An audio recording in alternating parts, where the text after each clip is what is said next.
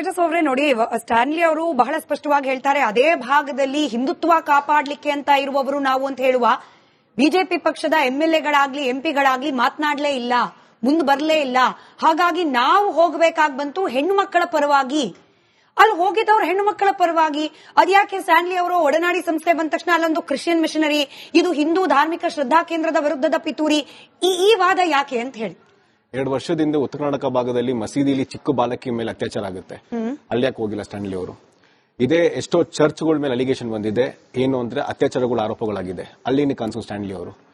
ನಾನು ತುಂಬಾ ಸ್ಪಷ್ಟವಾಗಿ ಹೇಳಿದ್ದೀನಿ, ಕೇವಲ ಸ್ಟ್ಯಾನ್ಲಿ ಮಾತ್ರನೇ ಅಲ್ಲ, 12 ವರ್ಷದ ನಿರಂತರ ಹೋರಾಟ ಮಾಡ್ಕೊಂಡು ಬಂದಿರುವಂತ ಯಾವ ಸಂಘ ಸಂಸ್ಥೆಗಳಿದೆ ಅವ್ರಿಗೆ ಫಂಡಿಂಗ್ ಯಾರು ಮಾಡಿದ್ದಾರೆ, ಮೊದಲನೇದು. ಎರಡನೇದು, ಇವ್ರು ಯಾರು ಹೋರಾಟ ಮಾಡಿದ್ದಾರೆ, ಹೋರಾಟದಲ್ಲಿ ಭಾಗಿಯಾಗಿದ್ದಾರೆ, ಅವರ ಪ್ರಾಪರ್ಟೀಸ್ ಮತ್ತೆ ಅವರು ಹಾವಭಾವಗಳು ಅತಿ ಹೆಚ್ಚಾಗಿ ಏರಿಕೆ ಆಗಿದೆ. ಇದರ ಆದಾಯ ಎಲ್ಲಿಂದ ಬಂದಿದೆ? ಮೂರನೇದು, ಎಲ್ಲಾ ಕೆಲಸ ಬಿಟ್ಟು ಕೇವಲ ಈ ಒಂದು ವಿಚಾರದಲ್ಲಿ ನಿರಂತರ ಪ್ರತಿದಿನ ಇದೇ ವಿಚಾರವಾಗಿ ಇಟ್ಕೊಂಡು ಲೈವ್ ಬಂದು ಮಾತಾಡೋರು ಏನಿದೆ ಆದಾಯ? ಮತ್ತೆ ನಾವು ಒಂದು ವಿಶೇಷವಾಗಿ ಗಮನಿಸಬೇಕಾಗಿರೋದು, ಅತ್ಯಾಚಾರಕ್ಕೊಳಗಾಗಿರುವಂತಹ ಹೆಣ್ಣುಮಗು ಅವರ ಮಾವ ಒಂದು ಇಂಟರ್ವ್ಯೂ ಹೇಳ್ತಾರೆ, ನಾವು ವಕೀಲರಿಗೆ ಕೋಟ್ಯಾಂತರ ರೂಪಾಯಿ ಖರ್ಚು ಮಾಡಿದ್ದೀರಿ ಅಂತ. ಆ ಕೋಟ್ಯಾಂತರ ರೂಪಾಯಿ ಕೊಟ್ಟಿರೋರಾದ್ರು ಯಾರು? ಇದೆಲ್ಲ ಸಮಗ್ರವಾಗಿ ತನಿಖೆ ಆಗ್ಬೇಕಲ್ಲ. ಈಗ ಅವರೇ ನಮ್ಮ ಹಿರಿಯರು ಹೇಳಿದ್ರು, ಔಟ್ ಆಫ್ ದ ಬಾಕ್ಸ್ ತುಂಬಾ ಪ್ರೆಷರ್ ಬೀಳುತ್ತೆ ಅಧಿಕಾರಿಗಳಿಗೆ ಅಂತ. SITಲಿ ಮಂಜುನಾಥ್ ಗೌಡ ಅಂತ ದಕ್ಷ ಅಧಿಕಾರಿಗಳಿದ್ದಾರೆ. ಆ ಮಂಜುನಾಥ್ ಗೌಡ ಅಂತ ಅಧಿಕಾರಿ ನೇಮಕ ಆಗಿದ ತಕ್ಷಣ ಆತನ ಅಲಿಗೇಷನ್ ಮಾಡ್ತಾರೆ, ಯಾರು ರಚನೆ ಇಂತಿಂದ ಆಫೀಸರ್ಸ್ ಬೇಕು ಅಂದವರು ಮಂಜುನಾಥ್ ಗೌಡ ಅಂತ ಅಧಿಕಾರಿ ಅಲಿಗೇಷನ್ ಮಾಡ್ತಾರೆ. ಅಂದ್ರೆ ಇವರ ಉದ್ದೇಶ ತುಂಬಾ ಸ್ಪಷ್ಟವಾಗಿದೆ, ಇವ್ರಿಗೆ ಹೆಂಗ್ ಬೇಕೋ ಆ ತರದ ಹೋರಾಟ ತೀರ್ಪೆ ಕೊಡಬೇಕು. ಮತ್ತೆ ಪ್ರತಿ ಸತಿನೂ ಯಾವಾಗ SIT ತನಿಖೆ ಆಗ್ತಿದೆ, ತನಿಖೆ ಮಾಡಬೇಕಾದ್ರೆ ನಾನ್ ಸರ್ಕಾರಕ್ಕೆ ಒಂದ್ ಪ್ರಶ್ನೆ ಕೇಳಕ್ ಇಷ್ಟಪಡ್ತೀನಿ. ತನಿಖೆ ಆಗ್ಬೇಕಾದ್ರೆ ನೀವು ಒಂದು ಕಟ್ಟುನಿಟ್ಟಾಗಿ ಎಲ್ಲ ಯೂಟ್ಯೂಬರ್ಸ್ ಮತ್ತೆ ಏನ್ ಸಾಮಾಜಿಕ ಜಾಲತಾಣ ಇದೆ, ನೀವ್ ಯಾಕೊಂದು ಆದೇಶ ಪಾಸ್ ಮಾಡಿಲ್ಲ? ಮತ್ತೆ ಏನಕ್ಕೆ ಅದನ್ನ ಬಿಲ್ ಆಗಿ ಪಾಸ್ ಮಾಡಿ, ಅದನ್ನ ಸೆಷನ್ ನಡೀತಿತ್ತು, ಸೆಷನ್ ಬಿಲ್ ಪಾಸ್ ಮಾಡಬಹುದಾಗಿತ್ತು. ಈ ಯೂಟ್ಯೂಬ್ ಅಲ್ಲಿ SIT ಮೂಲಗಳಿಂದ ಇದೆಲ್ಲ ನಾವು ನಿರ್ದಾಕ್ಷಿಣ್ಯ ಕ್ರಮ ತಗೋತೀವಿ. ಮಾಡಿಸ್ಬಿಟ್ರೆ ನಮ್ಮ ಅಭಿವ್ಯಕ್ತಿ ಸ್ವಾತಂತ್ರ್ಯ ಕಡಿವಾಣ ಹಾಕ್ತಿದ್ದಾರೆ, ನಮಗೆ ಸಂವಿಧಾನವೇ ಹಾಕೊಟ್ಟಿದೆ ಮಾತನಾಡ್ಲಿಕ್ಕೆ, ನಮ್ಮ ಭಾವನೆಗಳನ್ನ ಹಂಚಿಕೊಳ್ಳಿಕ್ಕೆ ಕಡಿವಾಣ ಹಾಕ್ತಿದ್ದಾರೆ ಅಂತ ಕೂಡ ಹೇಳ್ತಾರೆ. ಅಭಿವ್ಯಕ್ತಿ ಸ್ವಾತಂತ್ರ್ಯ ನಾನು ಒಪ್ತೀನಿ, ಅಭಿವ್ಯಕ್ತಿ ಸ್ವಾತಂತ್ರ್ಯ ಇದೆ ಅಂತ ಅನ್ಬಿಟ್ಟು ಕಾನೂನು ಚೌಕಟ್ಟಲ್ಲಿ ಅದು ಒಂದು ಇಷ್ಟು ತುಂಬಾ ಸೀರಿಯಸ್ ಅಲಿಗೇಷನ್ ಆಗಿರ್ಬೇಕಾದ್ರೆ, ಅದು ತನಿಖೆ ಆಗ್ಬೇಕಾದ್ರೆ ಅದನ್ನ ಮಾತ್ರ ಎಷ್ಟು ಮಟ್ಟಿಗೆ ಸರಿ ಇದೆ? ಅಭಿವ್ಯಕ್ತಿ ಸ್ವಾತಂತ್ರ್ಯ ಇದೆ ಅಂತ ಅನ್ಬಿಟ್ಟು ಹೋದ್ವಾರ ತಾನೇ ನಮ್ಮ ಕಾನೂನು ಪಂಡಿತರು ಇದ್ದಾರೆ, ಒಂದು ಸುಪ್ರೀಂ ಕೋರ್ಟ್ ಒಂದು ಸ್ಟ್ಯಾಂಡ್ ಅಪ್ ಕಾಮಿಡಿ ವಿಚಾರದಲ್ಲಿ ಒಂದು ತುಂಬಾ ಸ್ಪಷ್ಟವಾಗಿ ಹೇಳಿದೆ, ನಿಮ್ಗೆ ಹೇಗ್ ಬೇಕೋ ಆಗ ಮಾತಾಡೋದಕ್ಕಾಗಲ್ಲ, ಈ ನೆಲದ ಕಾನೂನು ಮತ್ತೆ ಈ ಚೌಕಟ್ಟಿನಿಂದ ಅದನ್ನ ಗೌರವ ಕೊಡಬೇಕು ಅಂತ. ಹಾಗಾಗಿ ಈ ಮೂಲ ಏನಿದೆ, ಇಷ್ಟು ಜನದ ಫಂಡಿಂಗ್, ಈ ಆದಾಯ ಕೇವಲ ಇಡಿಗೆ ಮಾತ್ರ ನಾನು ಕಂಪ್ಲೇಂಟ್ ಕೊಟ್ಟಿದೆ ಅಂತ ಮಾತ್ರ ಹೊಸದಾಗ್ತಿದೆ. ನಾನು ಐಟಿಗೂ ಸಹ ದೂರು ಕೊಟ್ಟಿದ್ದೀನಿ. ಇವರ ಆದಾಯದ ಮೂಲ ಏನಿದೆ, ಏನಕ್ಕೆ ಅಂತಂದ್ರೆ 12 ವರ್ಷದಿಂದ ನಿರಂತರವಾಗಿ ಹೋರಾಟ ಮಾಡ್ಕೊಂಡ್ ಬರ್ಬೇಕು ಅಂತಂದ್ರೆ ಏನಾದ್ರೂ ಒಂದು ಆದಾಯ ಮೂಲ ಇರಬೇಕಲ್ಲ. ಮತ್ತೆ ಇವ್ರು ಮಾಡುವಂತ ಹೋರಾಟಗಳು ಅದು ಯಾವ ಮಟ್ಟಕ್ಕಿದೆ ಅಂತ ಕೆಲವೊಂದು ಚಿತ್ರಗಳು ಮತ್ತೆ ಕೆಲವೊಂದು ವಿಡಿಯೋಸ್ ಮತ್ತೆ ಯೂಟ್ಯೂಬ್ ಅಲ್ಲಿ ಏನೇನು ಪ್ರಸಾರ ಆಗುತ್ತಲ್ಲ ಅದನ್ನ ಸಮೇತ ನಾನು ಅವ್ರಿಗೆ ದಾಖಲೆ ಕೊಟ್ಟಿದ್ದೀನಿ. ಅಂದ್ರೆ ಕೆಲವೊಂದು ಯೂಟ್ಯೂಬ್ ಚಾನೆಲ್ ಅಲ್ಲಿ ಅವರು ಹೇಗ್ ಮಾತಾಡ್ತಾರೆ ಅಂತಂದ್ರೆ, ಈಗ ಯಾವ್ದೋ ಒಂದು ಮಾಧ್ಯಮ ವಿಶೇಷವಾಗಿ ನಾನು ಏನಕ್ಕೆ ಇದನ್ನ ಕೇರಳ ಫಂಡಿಂಗ್ ಆಗಿದೆ, ಕೇರಳ ಇಂದ ತಮಿಳುನಾಡಿಗೆ ಏನಕ್ಕೆ ಹೋಗಿದೆ ಅಂತ ನಾನು ಹೇಳ್ತೀನಿ ಅಂತಂದ್ರೆ, ಈ ವಿಚಾರ ಎತ್ಕೊಂಡಿದ ತಕ್ಷಣ ಕೆಲವು ನಿಷೇಧಿತ ಸಂಘಟನೆಯವರು ಮೊಹಮ್ಮದ್ ಸಮೀರ್ಗೆ ಬ್ಯಾಕಿಂಗ್ ಅಲ್ಲಿ ಇದ್ದಾರೆ. ಯಾವ ರಾಜಕೀಯ ಪಕ್ಷ ಅಯೋಧ್ಯೆಯಲ್ಲಿ ರಾಮ ಮಂದಿರ ಕಟ್ಟೋದಕ್ಕೆ ವಿರೋಧ ಮಾಡ್ತು, ಆ ರಾಜಕೀಯ ಪಕ್ಷ ಮುಂದೆ ಬರುತ್ತೆ, ಅವ್ರು ನಾವು ಹೋರಾಟಕ್ಕೆ ಬರ್ತೀರಿ ಅಂತ. ಅಂದ್ರೆ ಈ ಎಷ್ಟರ ಮಟ್ಟಕ್ಕೆ ಫಂಡಿಂಗ್ ಆಗಿದೆ ಅಂತಂದ್ರೆ ಇವ್ರಿಗೆಲ್ಲರಿಗೂ ಸಹ ಒಂದು ಈ ಏನು ಕೆಲವೊಂದು ಯೂಟ್ಯೂಬ್ ಚಾನೆಲ್ಗಳಿದೆ, ಆ ಯೂಟ್ಯೂಬ್ ಚಾನೆಲ್ಗಳು ಇವತ್ತು ಸಹ ಸುಳ್ಳು ಸುದ್ದಿ ಪ್ರಸಾರ ಮಾಡ್ತಿದೆ. ಏನಕ್ಕೆ ಇನ್ನವರೆಗೂ ಸರ್ಕಾರ ಕಾನೂನು ರೀತಿ ಕ್ರಮ ತಗೋತಿಲ್ಲ? ನಿಮಗೆ ಯೂಟ್ಯೂಬ್ ವಿಡಿಯೋಗಳನ್ನ ಮಾಡ್ತಾ ಇದ್ದ ಆ ವ್ಯಕ್ತಿಗೆ ನಿಷೇಧಿತ ಸಂಘಟನೆಯಿಂದ ಬ್ಯಾಕಿಂಗ್ ಇದೆ ಅನ್ನೋದಕ್ಕೆ ದಾಖಲೆಗಳಿದೆಯಾ? ಯಾಕಂದ್ರೆ ಇಡೀ ನೋಡಿ, ನಿಷೇಧ ಸಂಘಟನೆ ಬ್ಯಾಕಪ್ ಇದೆಯಾ ದಾಖಲೆ ಕೇಳ್ತಿದ್ರಲ್ಲ, ಆ ವ್ಯಕ್ತಿ ವಿಡಿಯೋ ಮಾಡಿದ ತಕ್ಷಣ ಅದರ ಕಮೆಂಟ್ಸ್, ಅದರ ಶೇರು ಮತ್ತೆ ಇದನ್ನ ಅಂತಾರಾಷ್ಟ್ರೀಯ ಮಟ್ಟದಲ್ಲಿ ಪ್ರಸಾರ ಹೇಗ್ ಮಾಡಬೇಕು ಅಂತ ಕೇವಲ ಆ ಸಂಘಟನೆಗೆ ಮಾತ್ರ ತುಂಬಾ ಚೆನ್ನಾಗಿ ಗೊತ್ತಿದೆ ಪ್ಲಾನಿಂಗ್.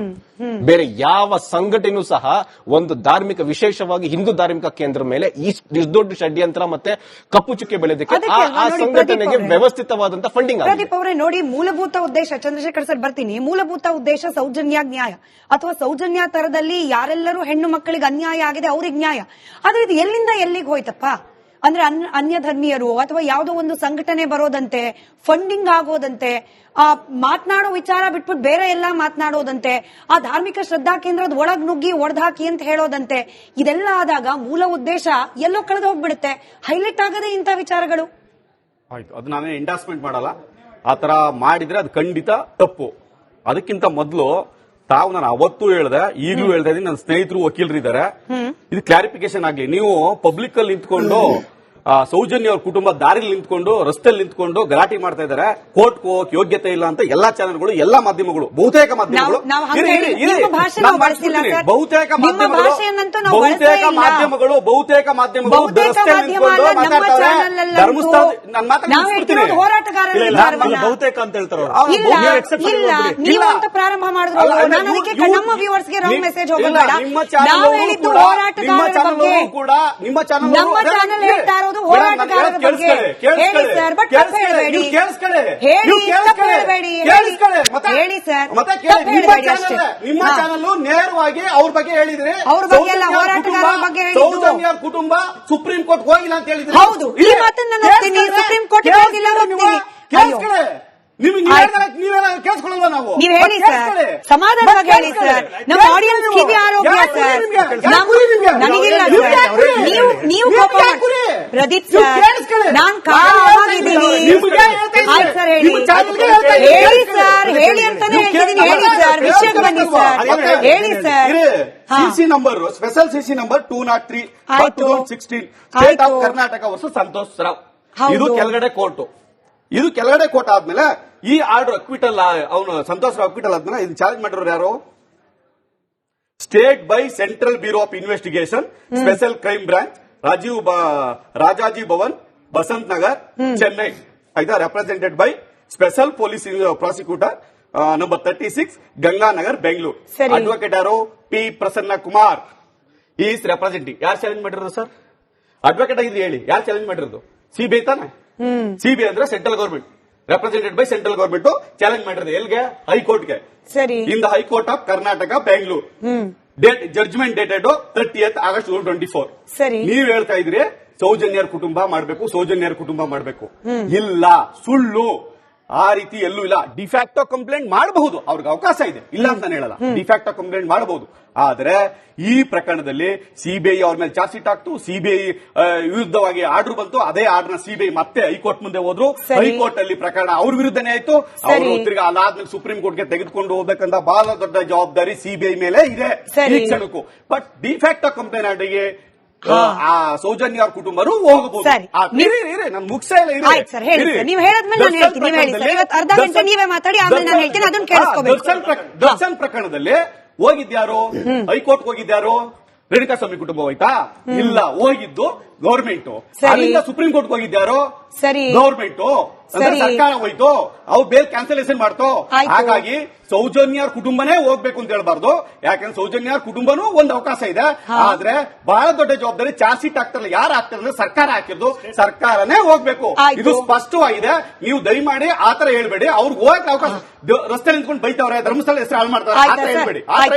ಆಯ್ತಾ? ಇವಾಗ ನಾನ್ ಹೇಳ್ತೀನಿ, ಕೇಳಿಸ್ಕೊಳ್ಳಿ. ನಾನ್ ಹೇಳಿದ್ದು ಅವತ್ತು, ಇವತ್ತು, ಯಾವತ್ತೂ ಕೂಡ ನಾನ್ ಹೇಳೋದು, ಬೀದಿಲ್ ನಿಂತು ಹೋರಾಟ ಮಾಡುವವರಿಗೆ ಪಿಐಎಲ್ ತಗೊಂಡು ಹೈಕೋರ್ಟ್ಗೆ ಹೋದಾಗ ಹೈಕೋರ್ಟ್ ಬಹಳ ಸ್ಪಷ್ಟವಾಗಿ ಹೇಳಿದೆ, ಇಲ್ಲಿ ಪಿಐಎಲ್ ತೆಗೆದುಕೊಳ್ಳುವ ವಿಚಾರ ಇದಲ್ಲ, it's a rape and murder case.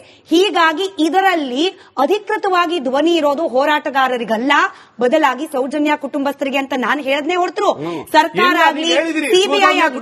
ನೋಡಿ ಸರ್, ನೀವು ಹೇಳಿದ್ದನ್ನ ಅಷ್ಟನ್ನು ಕೇಳಿಸ್ಕೊಂಡೆ ಸರ್, ನೀವು ಹೇಳಿದ್ದನ್ನ ಅಷ್ಟನ್ನು ಕೇಳಿಸ್ಕೊಂಡೆ.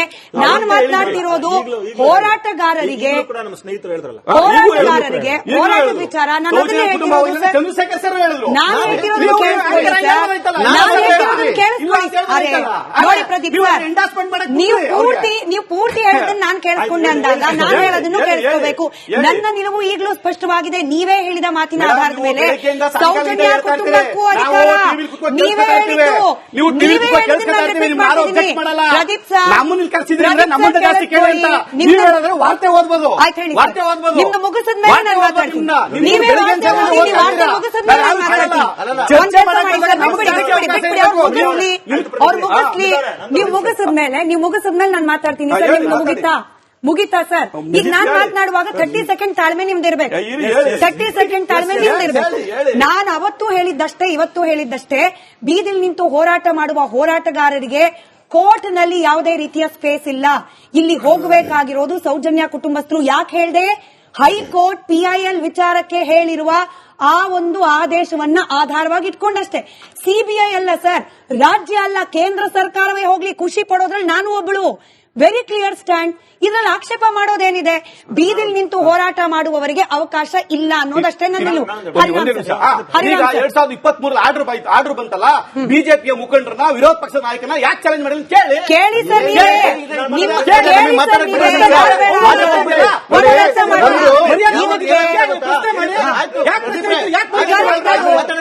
ಕೇಳಿ ಬಿಜೆಪಿಯವ್ರನ್ನ. ಬಿಜೆಪಿಗರಿಗೆ 4 ಪ್ರಶ್ನೆ ನಾನು ಉಲ್ಟಾನೆ ಕೇಳಿದೆ, ಅದನ್ನ ನೀವು ಕೇಳಿಸ್ಕೊಳ್ಳಿಲ್ಲ.